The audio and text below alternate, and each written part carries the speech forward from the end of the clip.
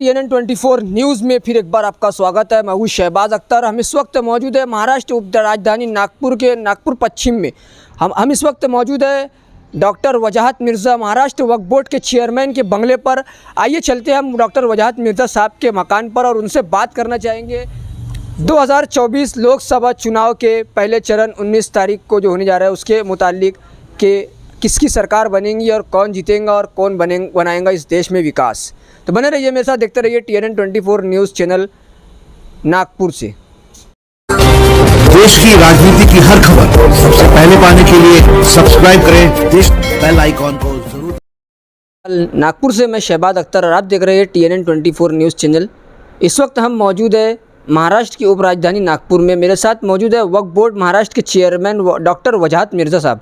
हम उनसे बात करेंगे क्योंकि अभी लोकसभा चुनाव बहुत करीब है 2024 का। 19 अप्रैल को लोकसभा चुनाव का पहला चरण नागपुर में होने जा रहा है और हमारे साथ डॉक्टर वजाहत मिर्ज़ा साहब मौजूद है। वजाहत मिर्ज़ा साहब ने जो पूरे महाराष्ट्र में अलग अलग क्षेत्र का दौरा किया है, तो हम उनसे इस चीज़ की जानकारी लेने जा रहे हैं कि आपने जो दौरा किया है तो उसका कैसा क्या रिएक्शन रहा। डॉक्टर साहब, आपका सबसे पहले TNN24 न्यूज़ में स्वागत है। शुक्रिया भाई। जैसा आपने बताया कि ये आने वाले 19 तारीख को पहले फेज़ का चुनाव होने जा रहा है और मैं समझता हूँ ये लोकतंत्र बचाने के लिए, लोकतंत्र संविधान बचाने के लिए एक बेहद अहम चुनाव है।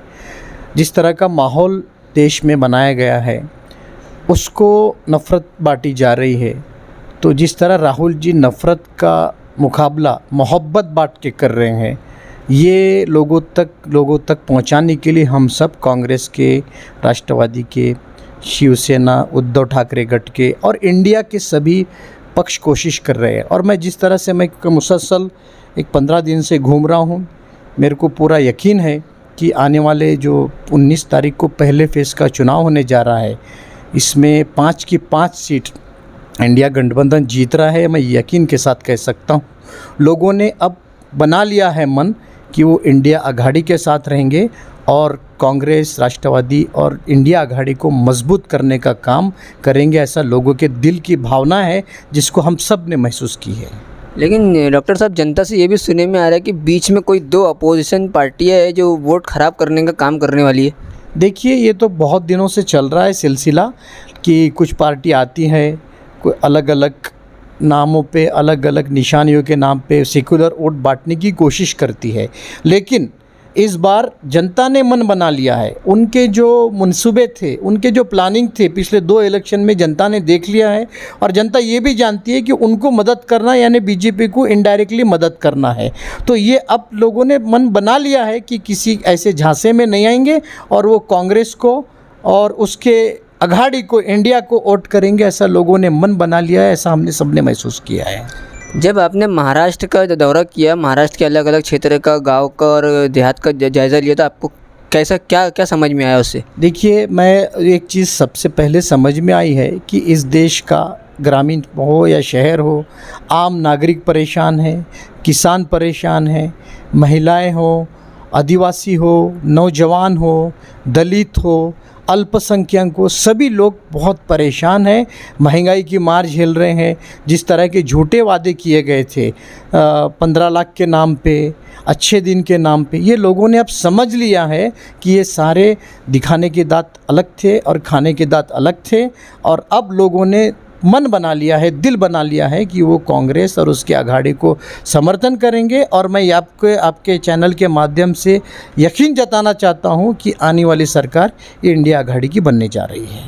अगर इंडिया आघाड़ी की सरकार बन जाती है, राहुल गांधी जी अगर प्रधानमंत्री बन जाते हैं, तो कांग्रेस ने क्या निर्णय लिया है आगे कुछ काम करने का? ये आपने देखा होगा, हमारा जो चुनावी घोषणा पत्र आया है, मैनिफेस्टो आया है, उसमें हर समाज के हर घटक का ख्याल रखने की कोशिश की गई, चाहे वो महिलाएं हो, युवक हो, किसान हो, अल्पसंख्यक हो, आदिवासी हो, दलित हो, ओबीसी हो, कोई भी समाज का हो, हर किसी का ख्याल रखने का, हर किसी को स्थान देने की कोशिश की गई है। और मैं समझता हूँ कि ये जो राहुल जी के नेतृत्व में, खरगे साहब के नेतृत्व में, नाना पटोले जी के नेतृत्व में जो ये मैनिफेस्टो बनाया गया है, ये लोगों ने इसको पहचान लिया है और ये मैनिफेस्टो पक्की गारंटी है, ये लोगों को यकीन है। एक आखिरी सवाल डॉक्टर साहब मेरा ये भी है कि इलेक्शन से रिलेटिव हमने बहुत बात कर ली है अभी यहाँ पर। एक बहुत जनता की एक आवाज़ उठ रही थी कि एनपीआर, एनआरसी और सीएए लागू किया गया, तो क्या इससे मुसलमान ख़तरे में है कि हिंदू ख़तरे में है? जनता अभी तक कशमकश में है। नहीं, देखिए, ऐसी चीज़ें पोलराइज करने के लिए, इलेक्शन में मुद्दा बनाने के लिए ये फ़िरकापरस्त ताकतों की हमेशा कोशिश रही है। ये कायदा कानून कब लागू होगा, ये बीजेपी के मैनिफेस्टो में आया है। अब बीजेपी की सरकार ही बनने नहीं जा रही है, इंडिया आघाड़ी की सरकार बन रही है, तो ये मसले आने का सवाल ही नहीं आता। ठीक है, बहुत बहुत शुक्रिया आपका डॉक्टर साहब। दोस्तों, ये थे हमारे साथ वक्फ बोर्ड महाराष्ट्र के चेयरमैन डॉक्टर वजाहत मिर्ज़ा साहब, जिन्होंने आपको इंडिया अलायंस के बारे में और जनता की समस्याओं के बारे में और महाराष्ट्र के दौरे के बारे में कहा कि हमने पूरा दौरा और पूरा जायज़ा लिया है कि किस तरीके से जनता परेशान है, जनता बेरोज़गार है और जनता भूखमरी का शिकार है। इसलिए दोस्तों, आप अपना अगर 19 तारीख को पहले चरण का वोट डालें तो सोच समझ के अपना वोट डालें, और वोट उसको दे जो हमारे समाज के लिए काम अच्छा कर रहा हो, हमारे समाज के लिए आगे बढ़ रहा हो, और समाज ही नहीं सारे धर्म के लिए आगे बढ़ रहा हो, और सारे धर्म के लिए एक रोज़गारी पैदा कर रहा हो और विकास कर रहा हो। तो बने रहिए मेरे साथ, देखते रहिए TNN 24 न्यूज़ शहबाज अख्तर के साथ।